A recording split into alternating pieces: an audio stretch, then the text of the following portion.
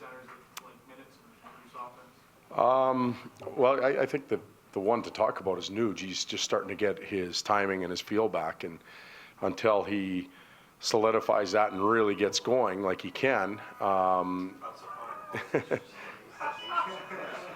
think after 80 years, you know, So Todd, how do you think it's been with 3 centers? Well, that first part stays the same, but no, Nuge is the key there. We've got to figure out, he's got to get his game going, first of all, and get it up and running. And I think in the 3 that he's played, he's improved on a nightly basis. Listening to him talk a little bit, he's feeling a little bit better and a little more confident in his hand and his hands and the timing and that type of stuff. So we'll continue on that way. It can be a tough matchup for other teams if all 3 lines are playing well. But I still believe at some point we will, we'll put some groups of players together just to see what we have. We need to answer a few questions before April 10th. One of those questions, whether it has to be 3 centers or if it can be 2 centers and a winger, is that something you need to experiment with before the season ends? Well, my position is I firmly believe a center can go over to the wing and be comfortable, feel fairly good. He's got to experience the boards a little bit and pinching and that type of stuff. I think it's much more difficult to take wingers and put them in the middle. So collecting centermen isn't a problem from my perspective. We can move them around a little bit, and I feel comfortable about that, and we've done that before. Good players want to play with good players, and it's as simple as that. If you have a perception, the Sedins, they're probably lining up in Vancouver to play with Daniel and Henrik, and even the defensemen may even sneak in line every now and then and want to play up there with them. They're that good. What was it like moving Pavelski to the wing? Well, the first one was Marlowe going to the wing. It was fine. He wanted to play with Joe Thornton. So it was pretty easy explanation. Patty, I'd like to put you on the wing so that you can play with Joe Thornton. Done. Let's go practice. And away he went. And then Pavelski was the same thing. Pat, we can put you in the 3-hole or we can move you up and play with Joe Thornton. What would you like to do? Joe, let's go practice. It wasn't difficult at all. You needed another center like Couture.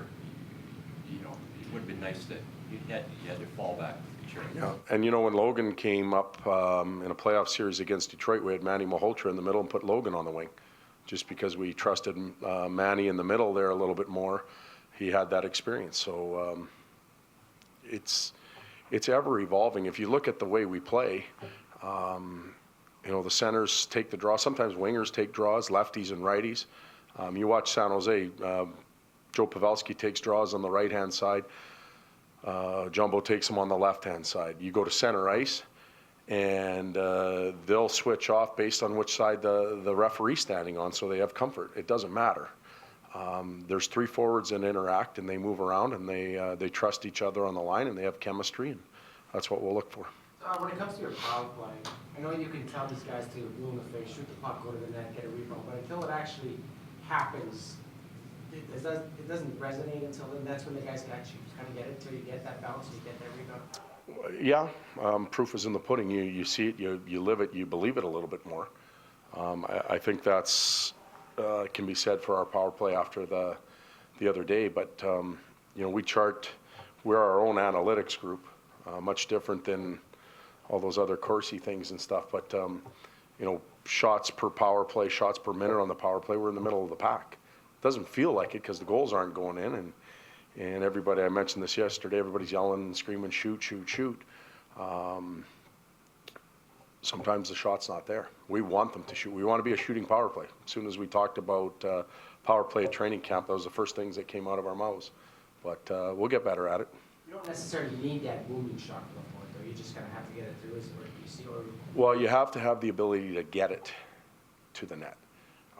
Some guys can do that with a booming shot. Other guys do it with a wrist shot, but to get it through, and the ability to slide across the line and create the lane and anticipate where the shot block might come from is real important in today's game. Not so much 10 years ago, but even more now. Nick Lidstrom slid that line real well. Brent Burns does. Shea Weber doesn't slide the line real well, but he creates shooting lanes by moving 2 or 3 feet. anticipating where that might be. So some of those players are elite. What have you seen in Cassian's game? You know, earlier we saw him in the top nine predominantly. He's been on your fourth line. He goes up and down. What's he doing well? What do you need to see more from? He's skating better than he did earlier, which is natural. He has more games under his belt. His conditioning's better. He feels stronger. He's more comfortable. So his skating's better. There's times where he's very active around the puck and keeping plays alive, and then there's others where you want a little bit more from him. So we're looking for a little more consistency. He's been physical. He stood up for his teammates. He's been able to change momentum in the games. We've tried to work with him on the penalty kill a little bit. Try and take pressure away from the scoring part for him. And I think perhaps the Vancouver people can talk about it. There's probably pressure on him there as a first-round draft pick and play with Daniel and Henrik to score and produce. I don't see him as a big scorer. I don't see him as a 30-goal scorer and doing that type of stuff. I see him grunting it out in the corners and fulfilling that role in a bottom six position more than a top six. Trying to build a culture as well as a team. Did you have any hesitation as a coach about bringing Cassian into your group? No, because we have to take some risk as an organization with players, whether they failed in the past with other organizations as far as results on the ice. We have to take risk. You see players like that succeed in different organizations. We'll have some, I hope that Justin Schultz has a great year and finishes well in Pittsburgh and has a long career there, but it didn't work here for him. So you have to take risks that way.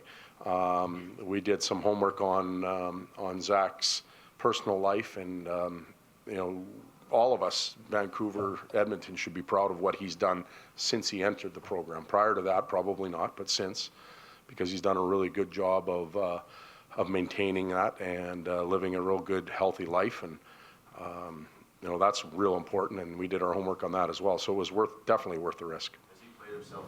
You look at the future of brothers. Has he played himself into that picture? Is he somebody that you want going forward? Well, I've liked the things he's brought to the table. We have nine games left, and I think we talked about this before. A lot of players have a lot to play for in the Oiler world, in the National Hockey League world, and in their careers. In those last 9 games, a lot of judgments will be made. And Zach will be no different. We'll sit down at the end of the year and we'll figure out if we think he can continue to fit, and he's got to figure out if he thinks he can fit us as well. And right now, I think it's been a good marriage. At least show you more against St. Louis than some of the other teams, that they're a big team. It helped that they were a big team and he had a really good game. You're never sure with a smaller defenseman where he'll fit, but I just think he's got better every night. Doesn't matter what type of team we're playing against. He seems to apply his skill set to the game in a positive way. And another pleasant surprise, a found player down the stretch that will continue to push. Because every team in the league can have a small defenseman now, as long as you can skate move the puck. You need some big defenseman, but a smaller defenseman. Well, the game is fast. You have to have players that can maintain that pace in the game, whether they're big or small or whatever. If everybody on your back end is slowing the game down, I don't think you stand a chance. If you're able to get the puck moving, get it off your tape and get it up ice and support it with speed and pace, then you have a chance. So size might come into play, but we'd all like the new Russian defenseman, the 6'8" guy. Like, if he could skate like Carlson, I think we probably wouldn't be signing him as a free agent. Like, we'd all be happy with him on our team. Oh. Todd, can I ask you about Reinhardt's game last time? And That's the type of game that you probably want to see out of him every time. Consistency for a young player, knowing it and doing it are two different things, aren't they? Well, they're smart. They're in the National League. They're fairly mature. Even a 20-year-old, as far as hockey career goes, they know they have to be consistent. How to apply it and how to get it done, I think, is the tough thing. And for younger players, I think they dwell on it a little bit longer. They carry it with them. They question their ability to do it all the time. They're driving home after the game and they're reviewing their night, and maybe it didn't go as well, so it carries forward into practice. I think older players with experience have a tendency to deal with it a little bit better and put it on the side burner and come back and react. But Griffin we're looking for consistency from him, and this has been and will be a good test from now till the end of the year. Just a quick thought on what you're facing. I mean, you spoke briefly about the Sedins, but just what you're facing with the constant challenges that are.